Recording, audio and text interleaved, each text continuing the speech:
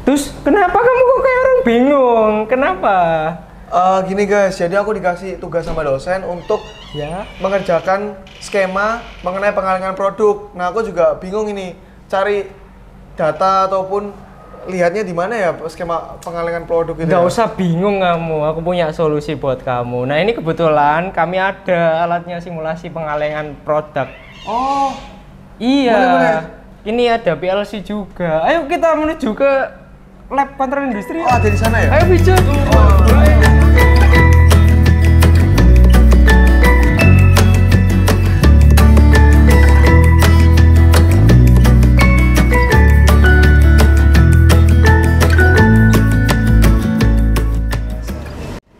Halo teman-teman, perkenalkan nama saya Vijoy. Di sini saya bersama teman-teman saya Theophilus. Dan saya Titus. Kami akan menjelaskan secara garis besar mengenai Automatic Production Liner yang ada di Laboratorium Kontrol Industri, Program Studi Teknik Elektro Universitas Katolik Widya Mandala Surabaya. Nah, jadi di sini teman-teman merupakan alat dari Automatic Production Line Trainernya. Nah, Automatic Line Production Line Trainernya ini terbagi menjadi 5 unit. Yang pertama merupakan supply unit. Lalu yang kedua ini merupakan assembly unit. Yang ketiga merupakan pressing atau capping unit. Yang keempat merupakan transfer unit. Yang kelima ini merupakan distribution unit. Nah, jadi di Automatic Production Line Trainer ini merupakan salah satu pengandaian bahwa ini digunakan sebagai pengemas makanan yang dimasukkan ke dalam kaleng. Jadi makanan yang berkaleng gitu. Jadi ibaratkan cup ini yang berwarna putih ini merupakan kaleng, dan benda kecil yang berwarna hitam ini diibaratkan sebagai produk atau yang bagian makanannya.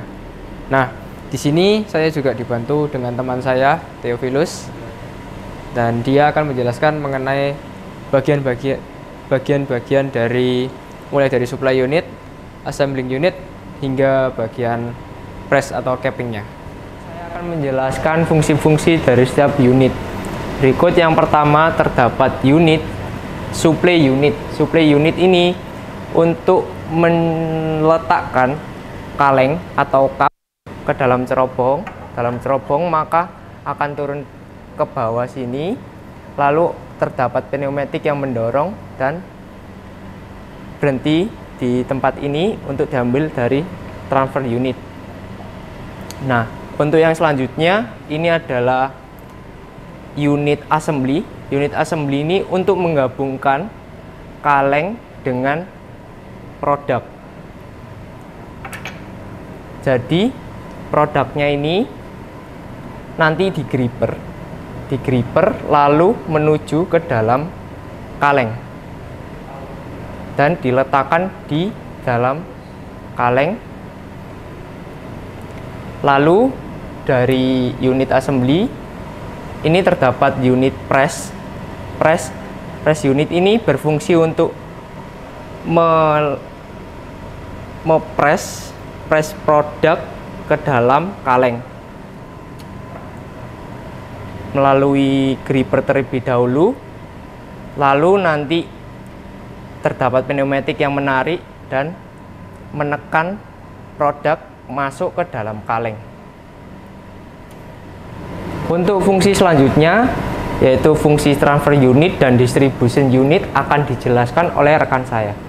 Saya akan melanjutkan penjelasan dari transfer unit ini. Jadi secara keseluruhan transfer unit ini berfungsi sebagai memindahkan barangnya ini dari hasil ini, yaitu dari supply unit yang berupa produk cupnya seperti ini tanpa ada isinya, lalu nanti diambil dengan menggunakan sistem gripper, lalu dipindahkan ke bagian assembling unitnya ini.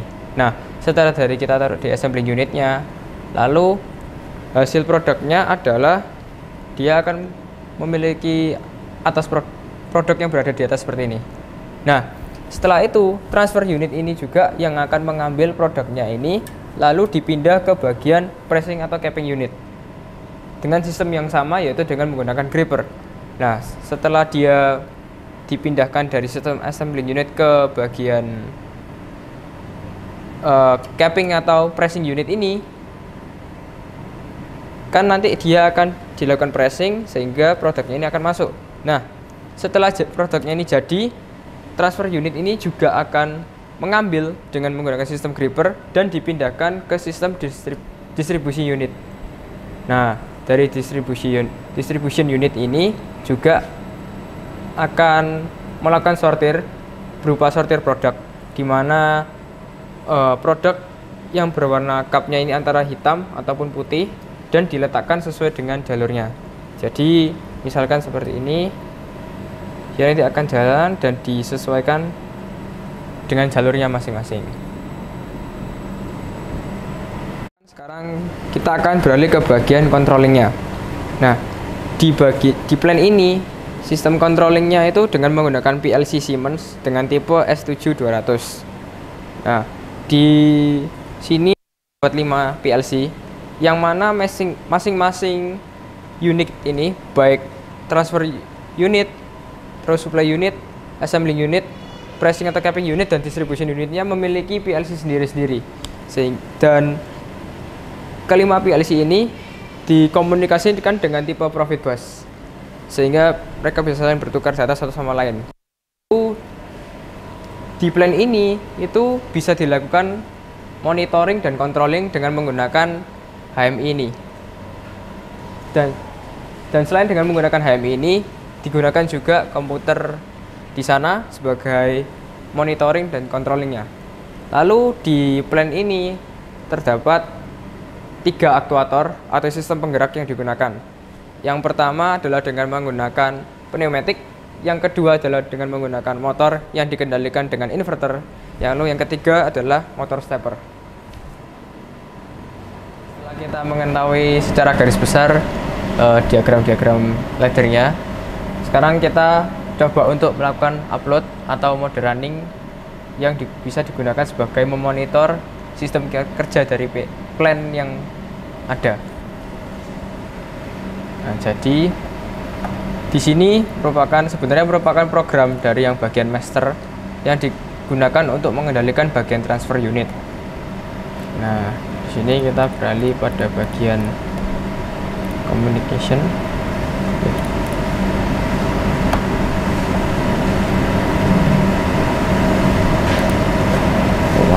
Di bagian communication, terus kita bagian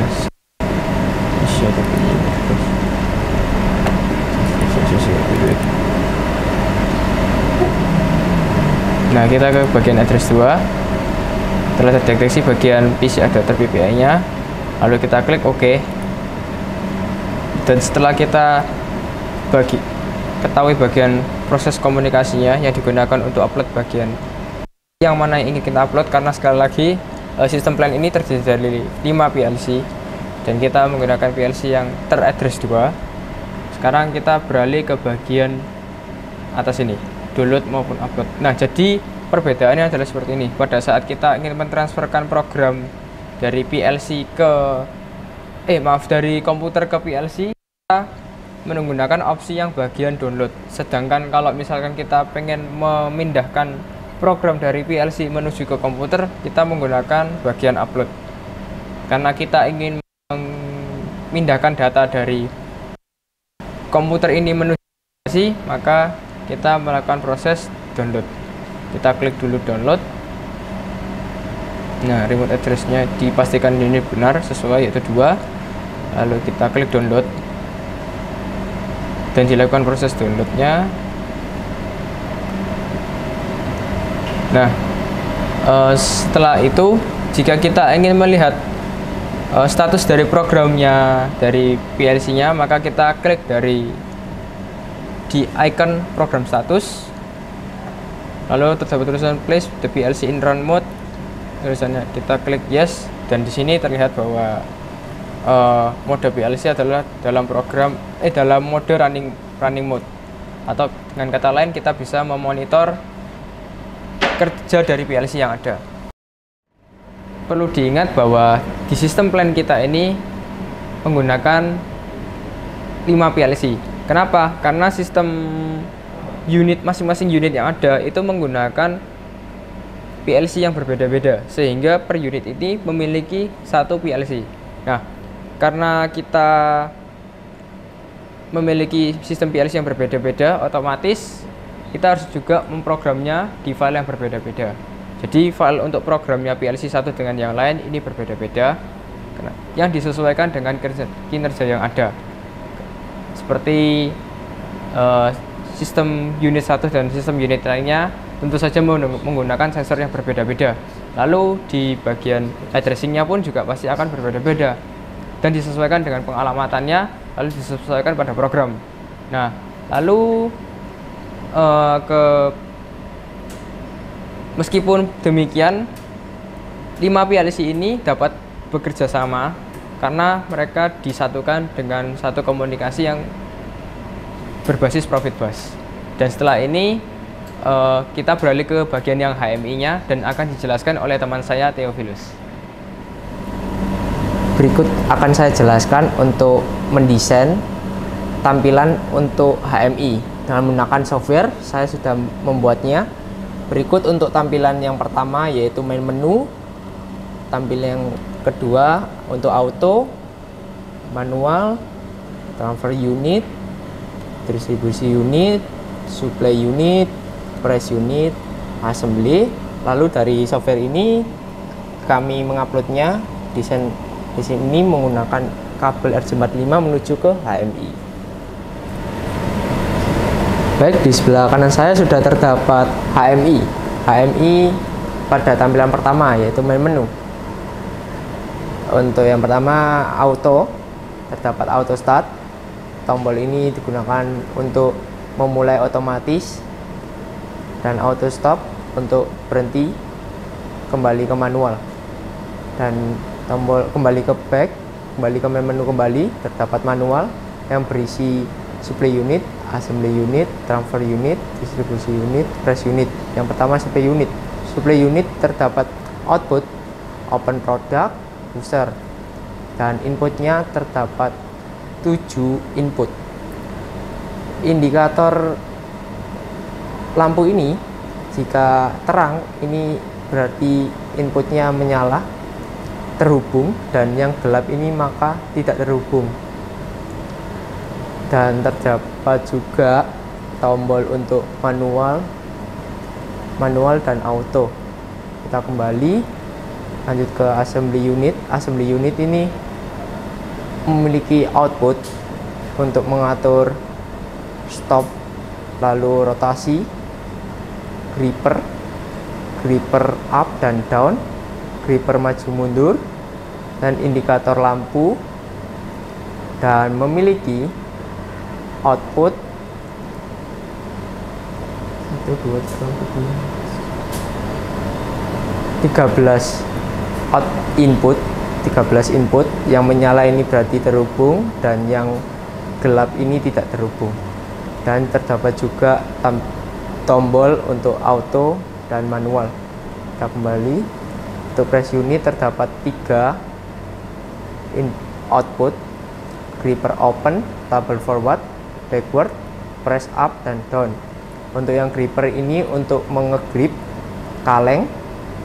Untuk table forward ini untuk menarik tabel, yang gripper menarik dengan menggunakan pneumatik maju atau mundur, dan press untuk mengepres produk dengan menggunakan pneumatik. Dan inputnya terdapat 6 input, dan jika LED menyala terang maka terhubung, dan LED menyala tidak terang itu tidak terhubung. Dan terdapat juga saklar auto dan manual. Kita kembali. Untuk distribution unit terdapat 3 output untuk conveyor on forward, black pusher, white pusher. Lalu ada timer. Timer ini untuk mengatur waktu distribusi, dan untuk conveyor on forward ini untuk menyalakan conveyor untuk mengirimkan barang atau produk ke tempat sesuai dengan warna dan jenis, dan memiliki input sebanyak 5 transfer unit untuk memindahkan.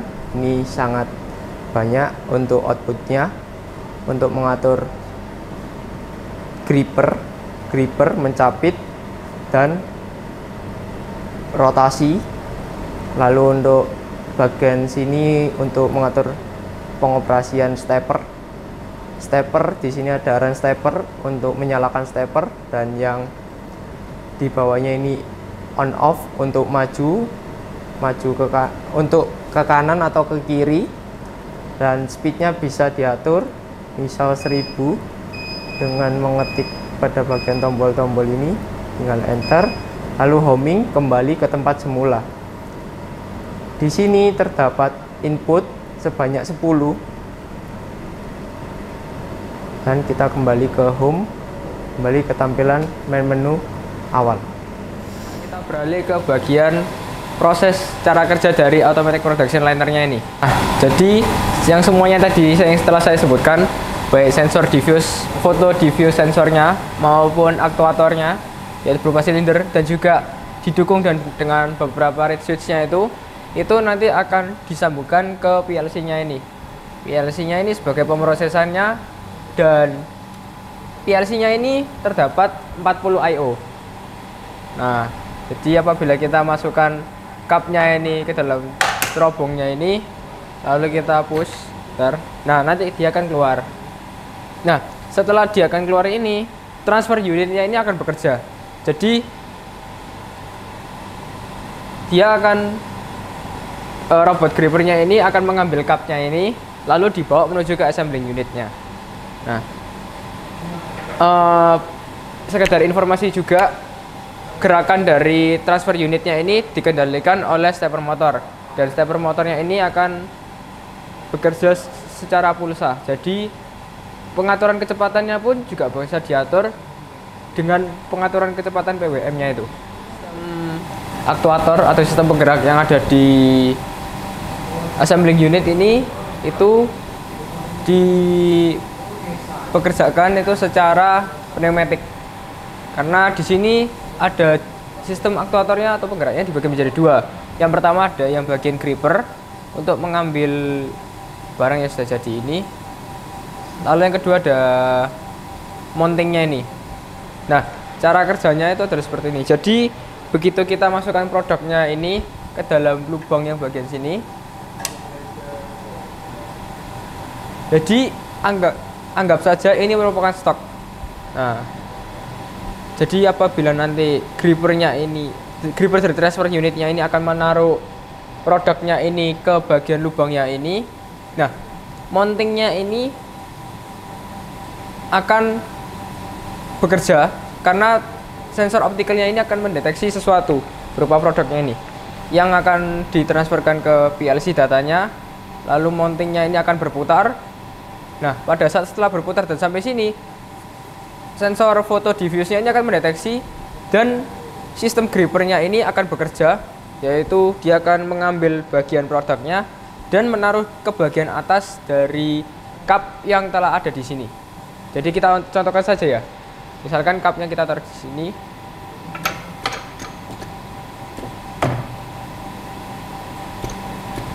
Nah, grippernya akan kembali lagi seperti itu.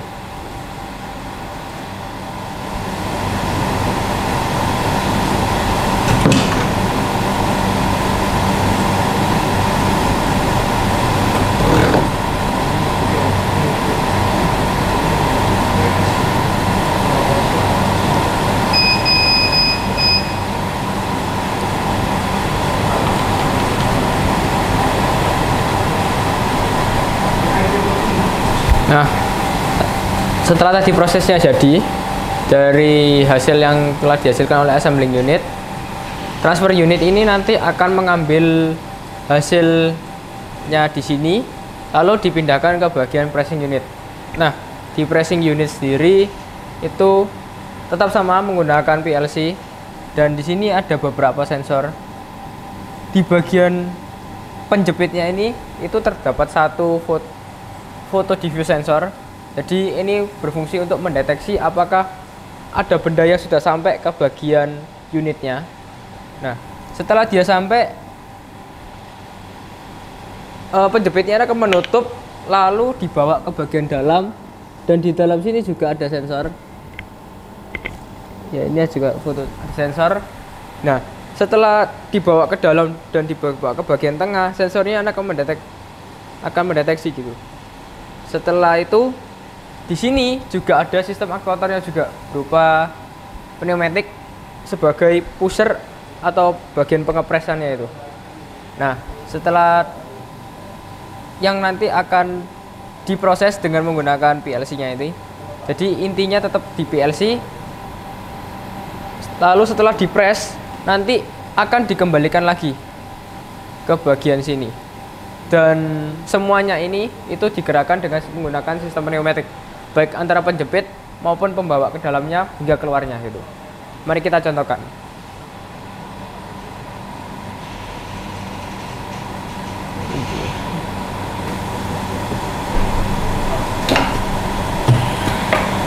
Nah, hasilnya merupakan seperti itu dari cara kerjanya.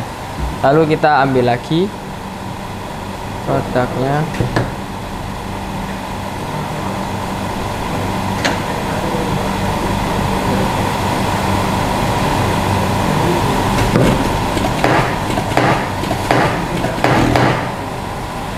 Nah, setelah kita ke bagian pressing unit, maka kita menuju ke bagian distribution unit.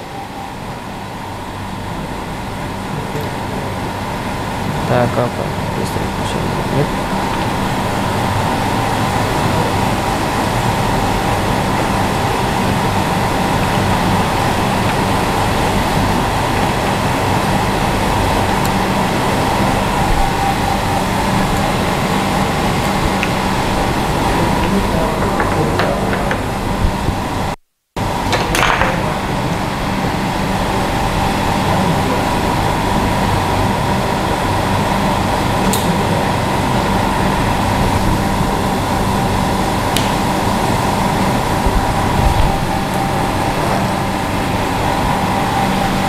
Nah, setelah kita ke bagian pressing unit, kita kan ke bagian distribution unit.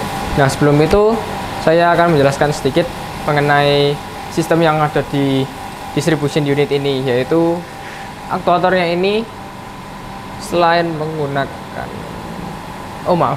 aktuatornya ini adalah cenderung menggunakan motor induksi. Motor induksi ini dikendalikan dengan kita mengubah variabel frekuensi yang ada. Nah, di sini di bawah ini juga ada alat, yaitu frekuensi converter modul milik Siemens dengan tipe MM420. Nah, jadi kita bisa atur kecepatan dari motor induksinya ini berapa. Nah, kecepatan motor induksi ini akan berpengaruh terhadap kecepatan conveyor belt yang ada di sini. Jadi conveyor belt ini akan mengarahkan produk yang telah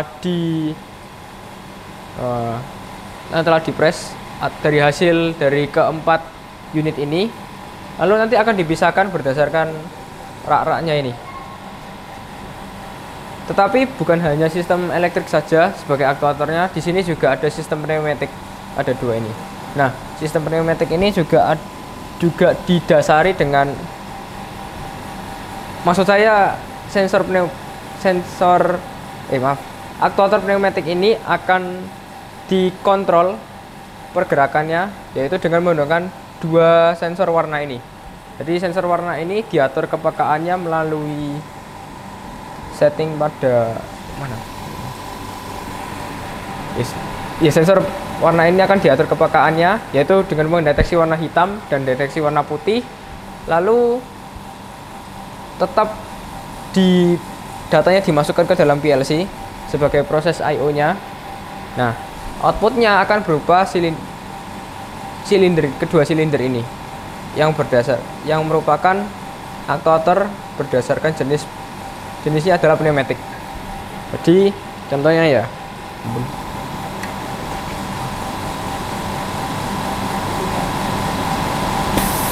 nah dia akan membedakan Jadi yang sensor yang pertama ini disetting untuk mendeteksi warna hitam. Sedangkan apabila kita coba yang warna putih ini ke bagian sini, yaitu sensor foto akan bekerja lalu diproses ke bagian PLC. Nah, berdasarkan pembacaan sensor warna yang ada di sini, karena ini mendeteksi warna putih, maka silinder ini akan aktif, akan menyodok ke depan sehingga kap yang memiliki produk warna putih ini diarahkan ke bagian rak ini. Ya, jadi gimana Tus? Saya sama Theo tadi sudah menjelaskan loh dengan sistem kerja dari automatic production line trainernya ini. Sudah jelas belum menurutmu? Udah jelas banget. Terima kasih banyak guys infonya. Oh, gimana kalau setelah ini kita ke kantin, aku traktir makan? Wah, boleh nih. Boleh, gas. Terima kasih Titus. Terima kasih, sama-sama.